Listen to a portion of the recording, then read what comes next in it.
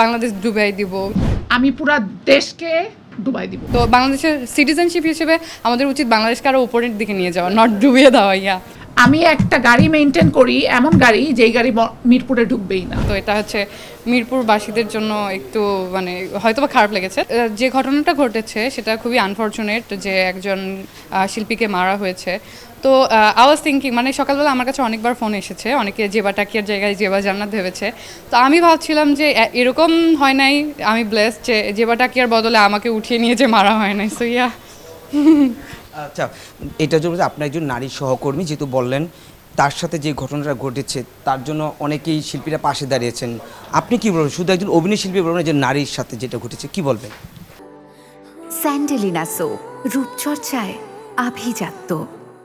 এটা অবশ্যই অনেক খারাপ হয়েছে, কাউকে এরকম করে হেনস্থা করা অবশ্যই উচিত না, বিকজ সবার হিউম্যান রাইটস আছে। তো কোনো প্রবলেম হলে দে ক্যান টক, যদি বনিবনা না হয় সেটা নিয়েও পরে কথা বলে ঠিক করে নেওয়া যায়। বাট এরকম মারামারি করা একদমই উচিত হয় না আমার যেটা মনে হয়, তাও একজনের জায়গায় আরেকজনকে নিয়ে যেয়ে মারা, হুইচ ইজ নট রাইট। তারপর আবার হচ্ছে কিছু কথা উঠে এসেছে যেখানে যে মিরপুরে গাড়ি ঢোকে না বা এই টাইপের কিছু। তো এটা হচ্ছে মিরপুরবাসীদের জন্য একটু মানে হয়তো বা খারাপ লেগেছে। তো আমাদের আসলে ফোকাসটা হওয়া উচিত ছিল যে তার সাথে অন্যায় হয়েছে এটা নিয়ে কথা বলা। তো শো অফ করার কিছু ছিল না এখানে, আই গেস।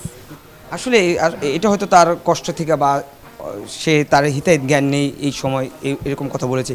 মিডিয়াতে এখন কাজ করাটা আসলে যে ধরনের কথা হয়, কি মনে হচ্ছে কাজ স্মুথলি কাজ করা যায়? স্মুথলি কাজ করা আসলে খুব কঠিন, বাট আসলে কোনো জায়গায় স্মুথ না, just not in media career. যেখানে যান লাইফ স্মুথ থাকবে না। সো আমাদের ওভারকাম করে আসলে কাজ করতে হবে। তো আমিও তাই করছি, সবাই তাই করছে, আই গেস। আমি জানি আপনি খুবই কনফিডেন্ট একজন উমেন। তো যারা এই মিডিয়া সেক্টর কাজ করে বা যারা বিভিন্ন ট্রাভেলে পড়ে, তাদের উদ্দেশ্যে আপনার সাজেশন কি থাকবে?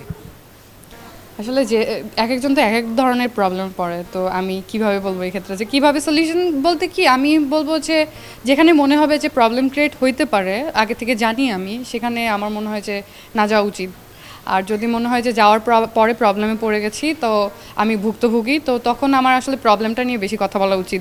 এরিয়া বা কি গাড়ি ইউজ করছি বা এই প্রবলেম সেই প্রবলেম, যে বাংলাদেশ ডুবাই দিব। তো বাংলাদেশের সিটিজেনশিপ হিসেবে আমাদের উচিত বাংলাদেশকে আরও উপরের দিকে নিয়ে যাওয়া, নট ডুবিয়ে দেওয়া।